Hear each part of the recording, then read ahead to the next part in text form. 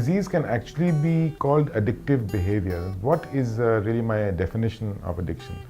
That if I continue to follow a particular activity or use a particular chemical, despite the fact that it did not bring me happiness, which I so sought through that behavior, and I carry on doing the same thing and it brings me adverse consequences, then I am an addictive person.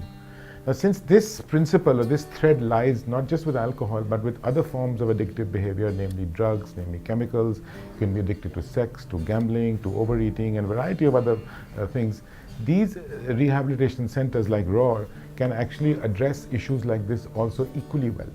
Recognize that a loved one or a family member may be suffering from a form of addiction.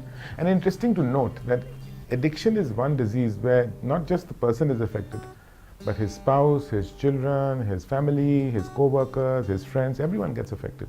And everyone gets affected by a kind of a disease which is called codependence, because all their time and attention is spent in trying to control the addiction of this person.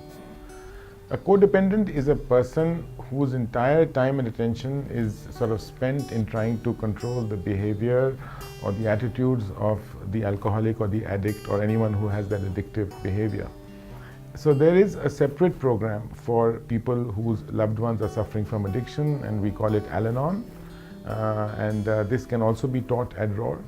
In fact, it's very important that anyone who feels that a loved one or a friend is suffering from addiction should contact the counselors at ROAR, and they would give you a kind of a checklist so that you can recognize the symptoms and signs of addiction, and then so that if you know that someone has it, you can actually bring them there. So my message is that please go and seek help for yourself, for your addict, for your friends and everyone, and ROAR is one of the best facilities that I could recommend. And after you've finished your treatment at ROAR, this meek, shy, fearful addict can now roar like a lion.